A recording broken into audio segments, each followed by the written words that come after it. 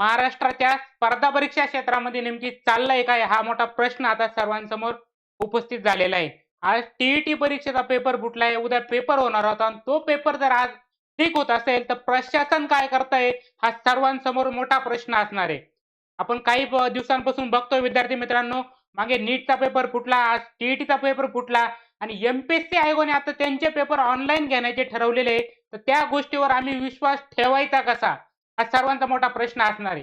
त्यामध्ये मुख्यमंत्री साहेब म्हणताय, की परीक्षा ऑनलाईन होणार, त्या पारदर्शक होणार. ही पेपर फुटला कसं काय मग? प्रशासन काय करतंय? हा सर्वांचा प्रश्न आहे. आणि जे शिक्षक लोकं आपलं कुटुंब सांभाळून, शाळा सांभाळून आणि कुटुंबाला वेळ न देता परीक्षेचा अभ्यास करून उद्या पेपर देणार होते, त्याचा पेपर आज लीक होतोय. त्या शिक्षकांची मानसिकता काय असेल हा आपण विचार केला पाहिजे. तर ते सगळ्या गोष्टी मॅनेज करून, अभ्यास करून परीक्षा देणार होते. तर मग तुमचं प्रशासनाचं काम होतं, की या गोष्टीवरती बारकाईनं लक्ष ठेवणं. आपली यंत्रणा काय करते, हा सर्वांसमोर प्रश्न असणार आहे. आणि जर तुम्ही भविष्यामध्ये पण जर एम-पी-एस-सीच्या परीक्षा तुम्ही ऑनलाईन घेणार असेल, तर आज जर तुमच्याकडनं टी-ईटीचा पेपर फुटतोय, तर भविष्यामध्ये एम-पी-एस-सी बाबत आम्ही शंका का घेऊ नये, हा मोठा प्रश्न आहे. यावेळेस फडणवीस साहेब म्हणताय, की आम्ही संस्था चालकांवरती, क्लासेसवाल्यांवरती कारवाई करू.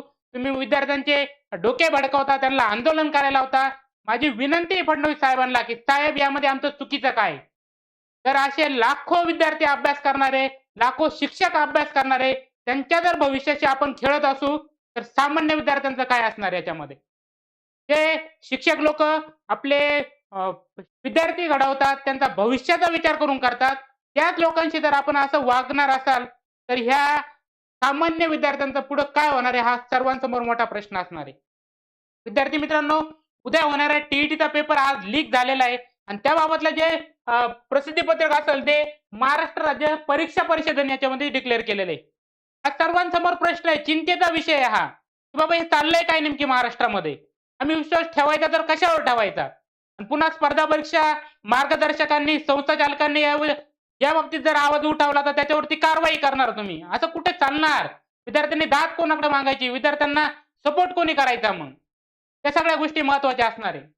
त्यामध्ये त्यांनी जाहीर प्रकटन केलेलं आहे, की महाराष्ट्र राज्य शिक्षक परिषदेमार्फत 28 जून रोजी होणारी आपली महाराष्ट्र एकूण 1028 केंद्रांवरती ही परीक्षा होणार आहे. किती? 1028 केंद्रांवरती परीक्षा होणार होती. ज्या विद्यार्थ्यांचे सेंटर लांब आले होते, ते विद्यार्थी आज परीक्षेसाठी निघाले होते. त्यांनी त्यांची प्रवासाची सोय केली होती. त्या विद्यार्थ्यांचं काय करणार? हा प्रश्न आहे ना. ज्या विद्यार्थ्यांचे सेंटर लांब आले, इथून गडचिरोली आले, भंडारा आले, गोंदिया आले, इकडे मुंबई आले, ते लोकं ऑलरेडी घरून निघालेत परीक्षा सेंटरला जाण्यासाठी. त्या लोकांचं काय? मनस्ताप किती सहन करावा लागणार आहे? त्याच्यामध्ये टोटल बघितलं आपण तर 1028 केंद्रांवरती ही परीक्षा होणार होती. प्रस्तावित होती. नीट 2026च्या परीक्षेमधील गैरप्रकार लक्षात घेऊन महाराष्ट्र राज्य परिषदेच्या वतीने सुरक्षिततेच्या सर्व उपाययोजना केल्या होत्या. उपाययोजना केल्या होत्या, तर मग पेपर लीक कसा झाला? जर तुम्ही सर्व उपाययोजना केल्या होत्या, तर पेपर लीक होतो कसा? आपल्या उपाययोजना कुठेतरी कमी पडताय, आपली यंत्रणा कुठेतरी कमी पडताय, हे तुम्हाला मान्य करावं लागणार आहे. त्याच्याशिवाय हा प्रश्न नसणार आहे. तथापि आज 27 जून रोजी पहाटेच्या सुमारास गोपनीय माहितीच्या आधारे भिवंडी येथे काही इसमांकडून प्रश्नपत्रिकेबद्दल माहिती असल्याची समजल्याने भिवंडी पोलीस यांनी सदर ठिकाणी धाड घातली.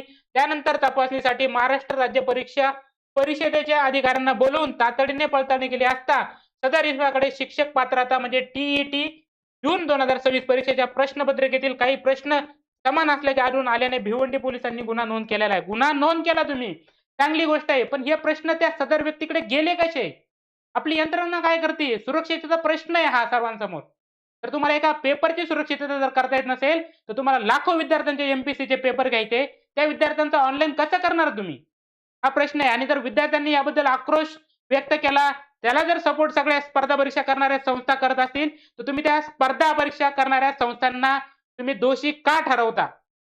हा प्रश्न आहे सर्वात मोठी. विद्यार्थ्यांच्या पाठीमागे संस्थेंनी उभं राहायचं नाही का? मार्गदर्शकांनी उभं राहायचं नाही का? मग त्यांची बाजू कोण घेणार? गव्हर्नमेंट शासन जर असं वागत असेल, तर विद्यार्थ्यांची बाजू कोण घेणार? हा सर्वांसमोर मोठा प्रश्न असणार आहे. त्याच्यामध्ये त्यांनी पुढे डिक्लेअर केलेली, की सदर परिस्थिती लक्षात घेता दिनांक 28 जून 2026 रोजी आयोजित करण्यात आलेली शिक्षक पात्रता परीक्षा जी आहे, ही परीक्षा पुढे ढकलण्यात येत आहे. कोणत्याही परिस्थितीत परीक्षा पूर्ण पारदर्शकपणेच व्हावी हा परीक्षा परिषदेचा बाबा तुमचा आग्रह आहे. आग्रह असून उपयोग नाही काही, झाली पाहिजे. पारदर्शक होण्याचा तुमचा आग्रह ठेवून होत नसत्या सगळ्या गोष्टी. पारदर्शक घ्यावं लागते आणि सखोल चौकशी होणे गरजेचे वाटत असल्याने ही परीक्षा पुढे ढकलण्यात आलेली. पुढे परीक्षा ढकलली, पण पोरांना आता परत परत त्याच गोष्टी करायच्या का? परत अभ्यास करायचा, परत मानसिक संतुलन बिघडलेलं असतं. सगळ्या गोष्टींचा विचार करून सगळ्या गोष्टी केलेल्या असतात. परत त्या गोष्टी करायच्या का? याच्यात कुठेतरी काय म्हणतात त्याला स्पर्धा परीक्षेचा जो अभ्यास करणारा विद्यार्थी असेल, शिक्षक असेल, त्या लोकांची मानसिकता समजून घ्या तुम्ही काय असणार आहे. त्या लोकांनी एवढे काबाड कष्ट करून सगळ्या गोष्टी हँडल करून अभ्यास करतात हे लोकं आणि यांच्या बाबतीत जर तुम्ही असं वागत असाल, तर एम-पी-एस-सीच्या विद्यार्थ्यांचा विषयच लांब राहिला आहे आता.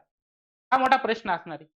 ही परीक्षा पुढे ढकललेली आहे आणि त्यांनी खाली म्हटलेले आहे, की शिक्षक पात्रता परीक्षेबाबत अद्ययावत माहिती महाराष्ट्र राज्य परीक्षा परिषदेच्या वेबसाईटवर प्रसिद्ध करण्यात येईल. प्रसिद्ध करा, पण पोरांच्या, शिक्षकांच्या भविष्याची खेळू नका. हा विचार करा. गोरगरिबांचे लेकरं असतात, काबाड कष्ट करून जगणारे शिक्षक लोक असतात, त्यांच्या आयुष्याशी खेळू नका. हा माझा सर्व स्पर्धा परीक्षा करणारे विद्यार्थी असतील, शिक्षक असतील, सर्वांच्या बाबतीमध्ये प्रशासनाला आम्ही नम्र विनंती करतोय, की बाबा अशा गोष्टी परत घडू नका. अशा गोष्टींवरती तुम्ही काहीतरी वचक ठेवा आणि ज्या परीक्षांवरती तुम्हाला घेणंच शक्य नाहीये, त्या गोष्टीमध्ये तुम्ही विद्यार्थ्यांचा वेळ वाया घालवू नका. विद्यार्थ्यांच्या भविष्याशी खेळू नका. विद्यार्थी मित्रांनो, त्यामुळे लक्षात घ्या. याबद्दल तुमचं काय मत आहे मला तुम्ही कमेंट बॉक्समध्ये टाका आणि या बाबतीमध्ये आपण लवकरच निर्णय घेऊ काहीतरी. सर्व जे विद्यार्थी आहेत, सर्व शिक्षक असतील, विद्यार्थी असतील, यांच्याशी चर्चा करून जे काही असेल त्या बाबतीमध्ये आपण लवकरच निर्णय घेऊन यावरती काहीतरी सरकारने ठोस पावले उचलले पाहिजे. यासाठी आम्ही सर्व तुमच्या पाठीशी असणार आहे. यासाठी आम्ही सर्व तुमच्या पाठीशी असणार आहे. विद्यार्थ्यांनी घाबरून जाऊ नका.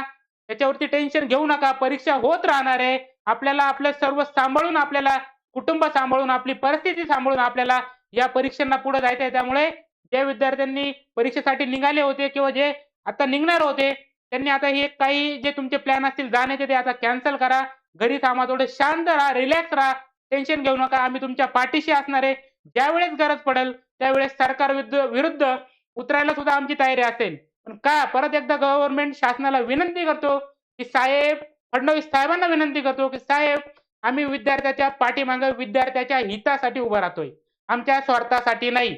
याच्यात आमचा काहीच स्वार्थ नाही. त्यामुळे शासनाला विनंती आहे, की बाबा इथून पुढे परीक्षा घेताना सर्व गोष्टींची काळजी घ्या आणि यावरती प्रत्येक विद्यार्थ्यांनी आपलं काय मत आहे मला हे कमेंट्स बॉक्समध्ये कळवा आणि अशाच अपडेटसाठी तुम्ही चॅनेलला फॉलो करून ठेवा. धन्यवाद.